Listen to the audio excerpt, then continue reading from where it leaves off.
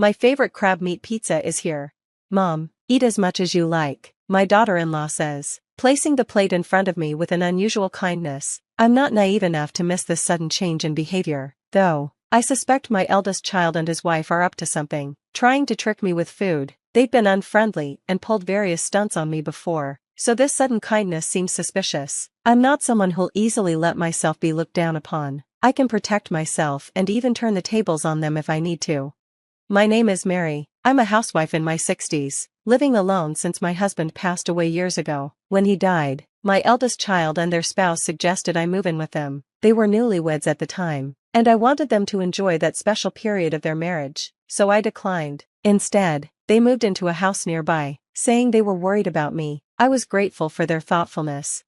They visited often, even when I told them they didn't need to. My child would say, "I'm worried about you, Mom," and my daughter-in-law would come over even if my child was busy, saying, "I want us to get along." I was proud of my child for choosing such a caring partner, though I didn't understand the real reason behind their kindness. Looking back, I feel frustrated with my own naivety, as it's rare to receive kindness without strings attached. I fell for their sweet words, only to later find out their true intentions.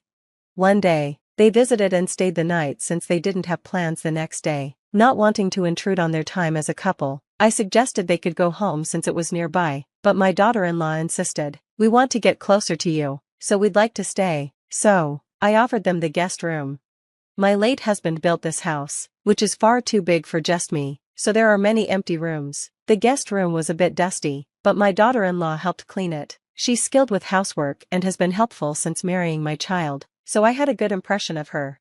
In the middle of the night, I woke up thirsty and went to the kitchen. On the way, I noticed the light was still on in the living room. Curious, I peeked in and saw my child and their spouse sitting on the sofa, talking. I couldn't resist listening to what they were saying. I heard my eldest child complain, "I'm exhausted, that old lady makes us do too much.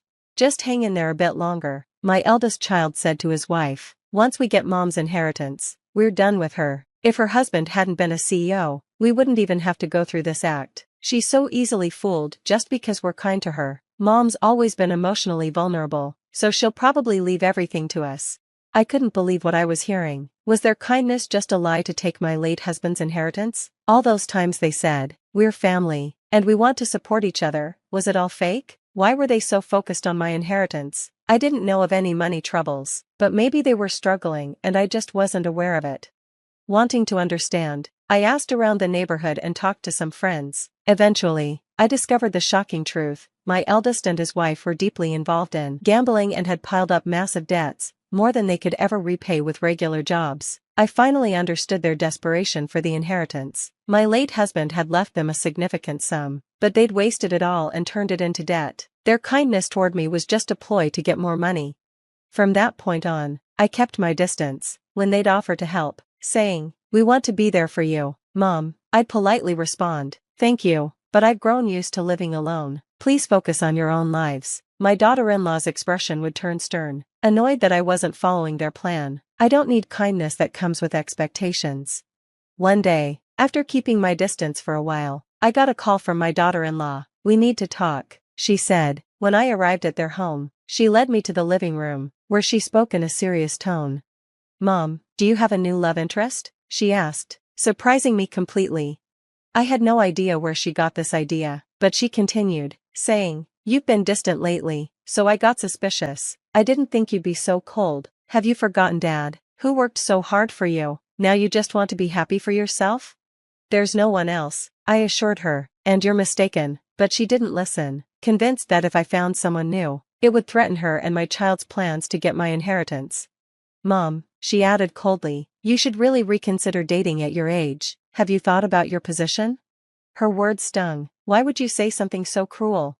"I don't mean to sound harsh," my daughter-in-law said. "I'm just worried about you, Mom. What if this person is deceiving you? You'd be the one getting hurt." And I couldn't stand that. But I could see right through her. She wasn't worried about me. She was only trying to protect her chance at my inheritance. Still, she hid her true feelings behind a caring mask. I decided to play along and wait for the right moment to reveal their true intentions. And that moment came sooner than expected. "Happy birthday, Mom. It's just a little something for you," my eldest said, handing me a bag from a fancy pizza place. Inside were several pizzas, including my favorite with crab meat. "Thank you, let me just put these on plates," I said, but my daughter-in-law quickly took over. "No, you're the star today, Mom, just sit down, I'll do it." She took the bag and went to the kitchen, with my eldest child following her. To anyone else, it would look like a thoughtful birthday celebration, but I knew better. I had a feeling something was up. Soon, they returned with plates, and in front of me was the crab meat pizza. "Here's your favorite, Mom, eat up." My eldest smiled, nodding in agreement, but I wasn't fooled. Their overly kind behavior made me suspicious. Now that my husband was gone, I had to protect myself. They would regret trying to make a fool out of me. "Well, it does look delicious," I said thoughtfully, "but my tastes have changed lately. I think I'd like the foie gras on your plate instead." I reached over for my eldest child's plate. I'd always said I didn't like foie gras, so that plate had extra on it. "Wait, Mom," my eldest child protested, but I tilted my head in fake confusion. "Is there a problem? You used to love crab meat too, didn't you?" "Well, guess my taste has changed too," my eldest stammered. "I actually prefer foie gras now." "Then let's not be biased," I said with a smile, "and share both." Suddenly, my eldest child's face turned pale. The crab meat pizza, my supposed favorite, was only on my plate. They had planned something sneaky, and their reluctance to eat it confirmed my suspicions. I picked up a slice of the crab meat pizza and held it out. "It looks so delicious, why don't you have a bite?" With no way out, my eldest took a reluctant bite, bracing for whatever they had planned. My daughter-in-law looked at my eldest with concern, her face full of worry. My eldest child's face had turned pale, almost green.